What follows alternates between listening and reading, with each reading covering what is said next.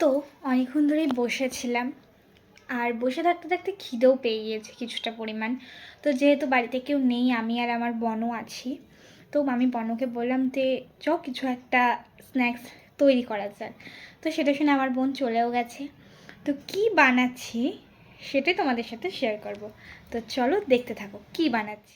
তো যেটা বানাচ্ছি সেটার জন্য আগে আমরা মশলা প্রিপেয়ার করব। তো এখানে আমরা মশলায় দিচ্ছি পেঁয়াজ, লঙ্কা, আদা, রসুন এবং টমেটো। তো চলো এইগুলো পেস্ট করে আসা যাক। তো একদম আমাদের এটা পেস্ট একদম কমপ্লিট। এখানে আমরা চিকেনটাকে একদম পেস্ট করে নিয়েছি। তো এটার ভিডিওটা নেওয়া হয়নি, তো এটা একদম পেস্ট হয়ে গেছে।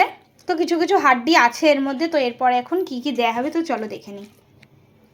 তো প্রথমেই এর মধ্যে আমরা যে মশলার পেস্ট করেছিলাম সেইটা কিছুটা পরিমাণ দিয়ে দিলাম। তারপরে দিয়ে দিচ্ছি স্বাদ মতো লবণ। তো লবণটা তো স্বাদ মতো দিতে হবে।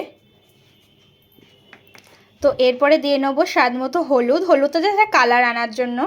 তারপরে দেবো ধনে গুঁড়ো। তো এখন কিছু মশলা দিতে হবে। তারপরে দিয়ে নেবো কিছুটা জিরে গুঁড়ো। আর লাস্টে দেবো কাশ্মীরি লঙ্কার গুঁড়ো। তো এরপরে দেবো এমনি লঙ্কার গুঁড়ো, মানে ঝাল লঙ্কার গুঁড়োটা। এরপর দেবো কিছু অল্প পরিমাণ সয়া সস, অল্প পরিমাণ রেড চিলি সস। এটা রেড চিলি, গ্রিন চিলিটা নয়। তো অল্প পরিমাণ দেবো কারণ এর আগে অনেক লঙ্কা ফঙ্কা দিয়ে দিয়েছি। তারপরে দেবো টমেটো সস।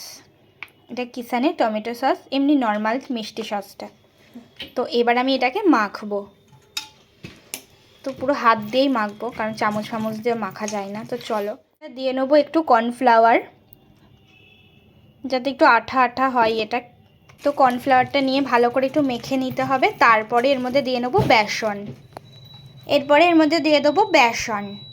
তো বেসনটা দেওয়ার কারণ হচ্ছে কি যে তাহলে এটা একটু আঠা আঠা হবে, তো ভাজার সময় এগুলো ছেড়ে যাবে না। তো চলো মেখে, এটা আমাদের মাখাটা একদম রেডি।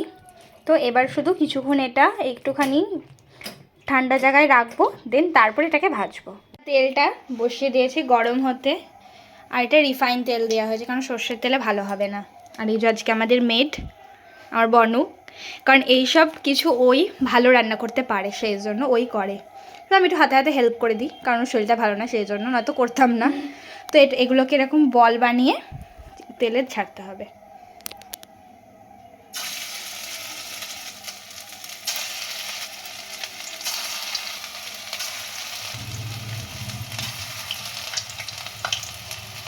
পকোড়াগুলো একদম লাল লাল করে ভাজা হয়ে গেছে, একদম কমপ্লিট। তো আমরা এটাকে এবার তুলে নেব। তো আমরা একটা একটা করে তেল ঝরিয়ে ভালো করে পকোড়া,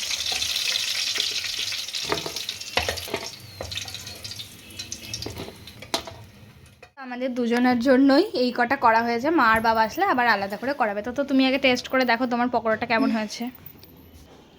চলো নাও। তো এই যে আমি নিলাম একটা পকোড়া, আর এটাকে আমি সয়া সস না চিলি সস দিয়ে একটুখানি টেস্ট করে দেবো। খুব গরম, ধোয়া উঠছে।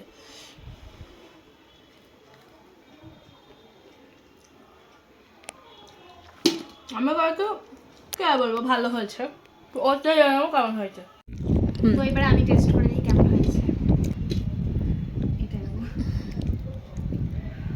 খুব গরম।